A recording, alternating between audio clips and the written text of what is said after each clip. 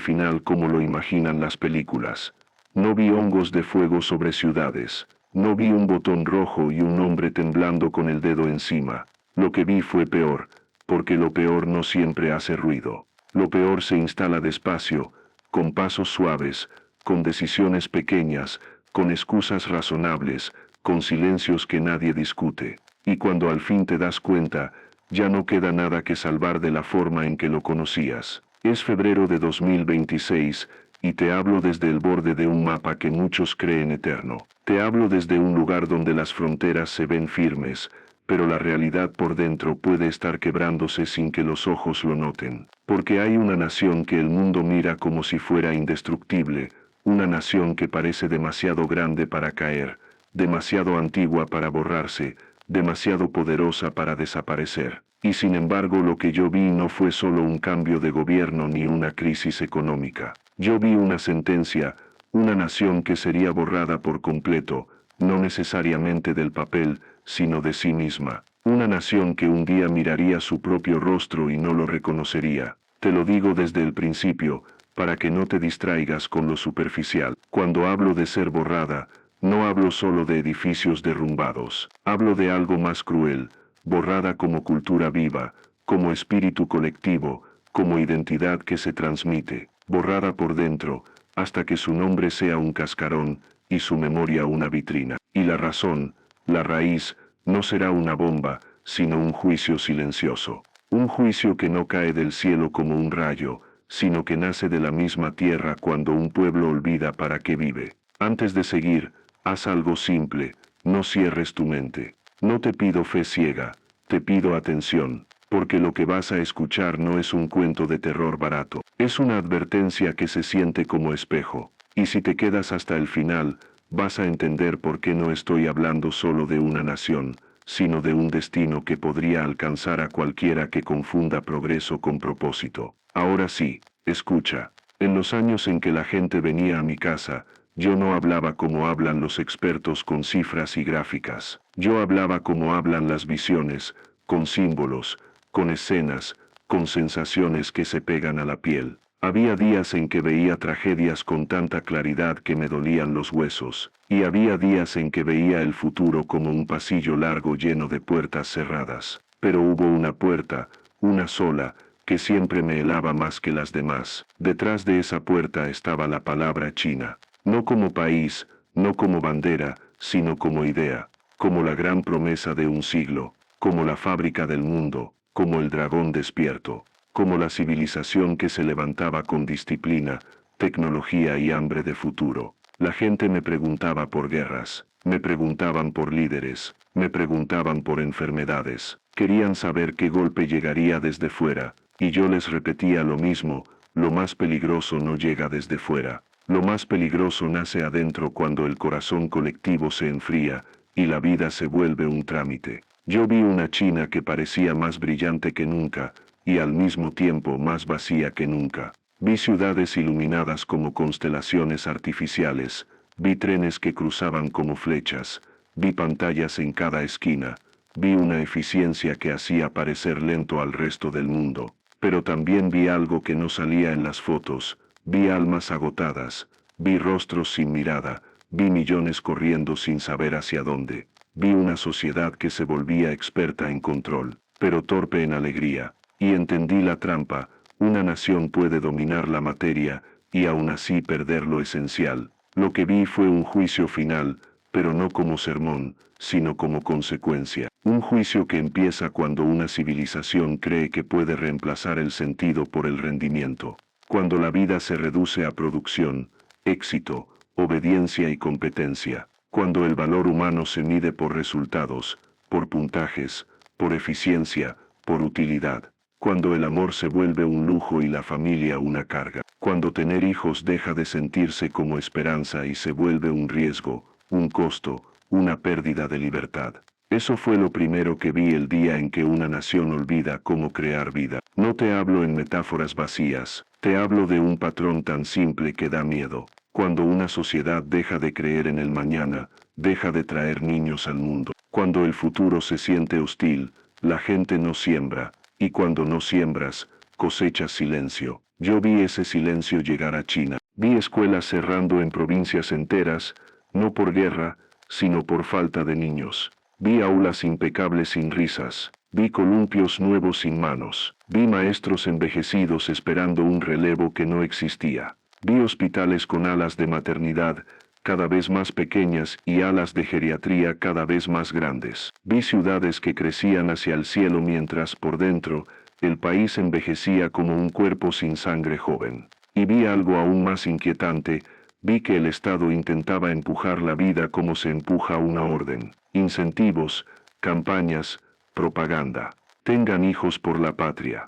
Pero la vida no obedece decretos cuando el alma está cansada. La vida necesita deseo, y el deseo muere cuando la existencia se vuelve una carrera interminable. Entonces entendí la razón. La razón no era solo económica, no era solo política, era espiritual, era el olvido del significado.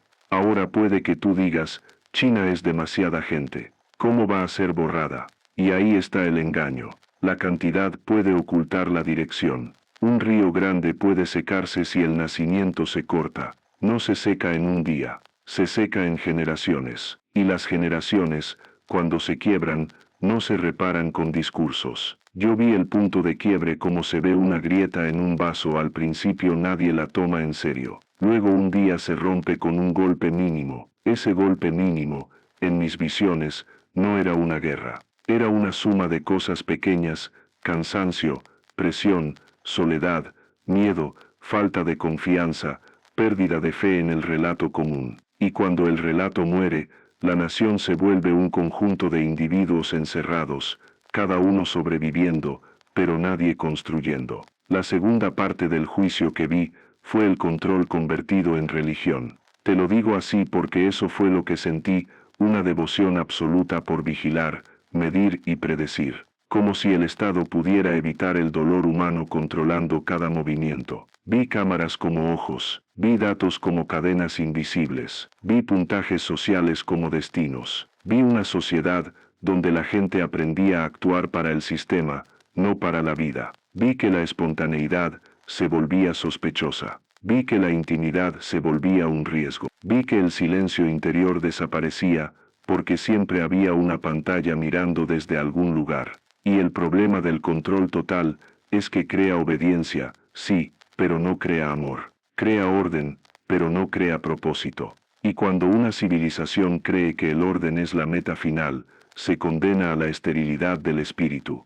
Porque el orden sin sentido es solo una jaula limpia. En mis visiones, China se volvía una jaula brillante. La tercera parte del juicio fue el colapso de confianza. No hablo de confianza entre países. Hablo de la confianza cotidiana que sostiene una sociedad, confianza en que el esfuerzo vale, en que la familia es refugio, en que el futuro no es una amenaza. Vi a los jóvenes desconfiar del contrato invisible que promete, si trabajas, tendrás una vida digna. Vi el desgaste de ese contrato. Vi a la gente trabajar más, descansar menos, competir más, sentir menos. Vi la frustración crecer como niebla. Y cuando la niebla crece, la nación no se derrumba con un golpe, se disuelve. Yo vi a China disolverse sin que el mundo lo entendiera, porque desde fuera todo seguía funcionando, exportaciones, fábricas, tecnología, propaganda. Pero por dentro, la gente se estaba vaciando de ganas. Y ahora viene la parte que más asusta, porque el título dice, será borrada por completo. Y tú estás esperando una escena final, una fecha, una explosión. Pero el borrado que yo vi era más cruel, el borrado de la identidad. Vi una China donde la tradición se volvía espectáculo, donde los símbolos antiguos se usaban como decorado, no como raíz, donde la historia se repetía como orgullo, pero no se vivía como enseñanza. Vi una juventud sin hilo con sus abuelos, no por rebeldía sana, sino por desconexión. Vi valores convertidos en slogans. Vi familia convertida en fotografía de propaganda. Vi el templo convertido en museo. Y cuando una cultura se vuelve museo, ya no está viva, está exhibida. Eso es un borrado. Luego vi el cuarto golpe, el más silencioso, la fuga. No solo fuga de dinero, fuga de talento, fuga de esperanza, fuga de los que todavía tienen ganas de respirar sin presión. Vi gente que se iba, no siempre con maletas, a veces sin moverse, se iban por dentro, se desconectaban, vivían como sombras cumpliendo tareas, sin pertenecer. Y cuando millones de personas se van por dentro, una nación puede seguir existiendo, pero ya no late. Aquí es donde el juicio se vuelve final, porque una nación que deja de latir, no necesita enemigos para desaparecer, se deshace sola. Ahora escucha lo que viene, porque es lo que hace que esto no sea solo historia de China, sino advertencia global. En mis visiones, China era el primer gran espejo del siglo, la prueba de que el poder sin propósito conduce a la esterilidad. Pero después vi la ola extendiéndose. Vi que otras naciones copiaban el modelo: más control, más productividad, más tecnología, menos alma. Vi que la gente cansada del caos aceptaba la jaula. Vi que llamaban seguridad a lo que era rendición. Vi que cambiaban libertad por tranquilidad. Y esa elección, repetida miles de veces, creaba un mundo funcional pero vacío. Y entonces vi el resultado, un planeta que envejecía. No envejecía solo en años, envejecía en imaginación, en ganas, en valentía, en amor. Ahí entendí por qué dije juicio final, porque el juicio final no era un castigo mágico, era el punto en que la humanidad se enfrenta a su propia consecuencia. Si reduces la vida a utilidad, la vida se retira, la vida no se obliga, la vida se atrae.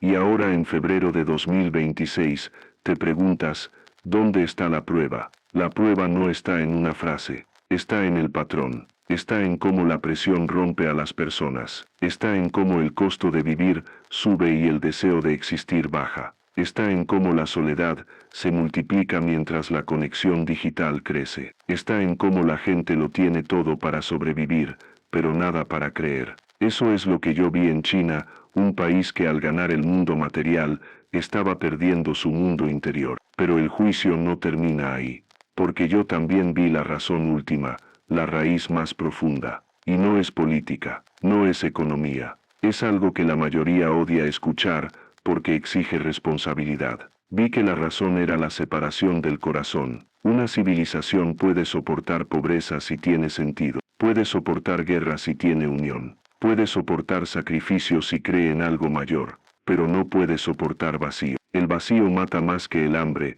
porque el hambre te hace buscar, el vacío te hace rendirte. En mis visiones, China se rendía sin saberlo. Y ahora viene lo que tú necesitas llevarte de esto, no para asustarte, sino para despertar algo que quizá ya está inquieto en ti. Si la sentencia era China será borrada, la advertencia real era cualquier nación puede ser borrada si olvida su propósito, porque la nación no es la bandera. La nación es el pacto invisible entre generaciones, es el te cuido del pasado al presente, y el te preparo del presente al futuro. Cuando ese pacto se rompe, lo demás es decoración. Y entonces, ¿qué vi después? Vi dos caminos. En un camino, la sociedad responde al vacío con más control, más vigilancia, más castigo, más propaganda, más presión. Ese camino acelera el borrado, porque vuelve a la vida más pesada y al futuro más desagradable. En ese camino, China sigue existiendo en el mapa,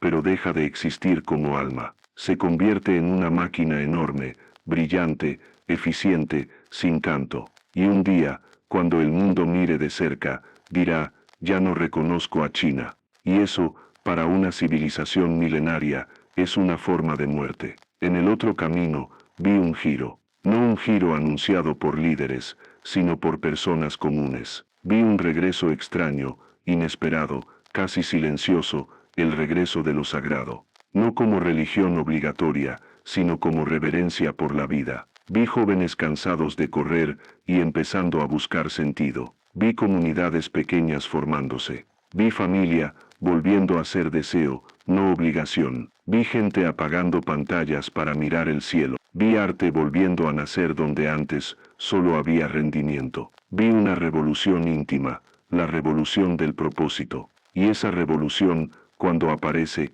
cambia todo, porque el juicio final no es inevitable si el corazón despierta. Eso fue lo último que vi con claridad, que la sentencia siempre trae una puerta. Y la puerta es simple, aunque no sea fácil, recordar por qué vale la pena vivir, amar, construir y traer futuro. Ahora si tú quieres que este mensaje llegue lejos, haz lo que hacen los que están despiertos, no guardes la advertencia como entretenimiento. Compártela como espejo, no para imponer miedo, sino para sembrar preguntas. Y te dejo con una pregunta, que si eres honesto, te va a acompañar después de que termine este video.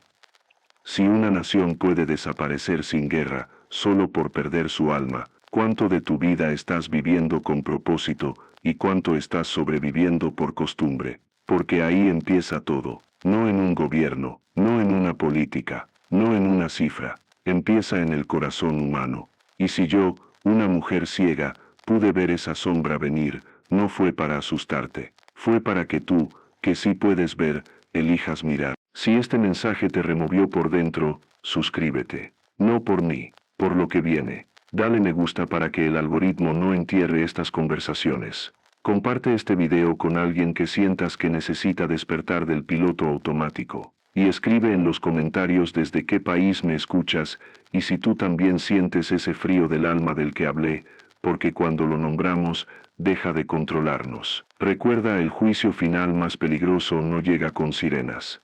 Llega con silencio, y el silencio se rompe con conciencia. Nos vemos en el próximo. Mantén los ojos abiertos, y el corazón encendido.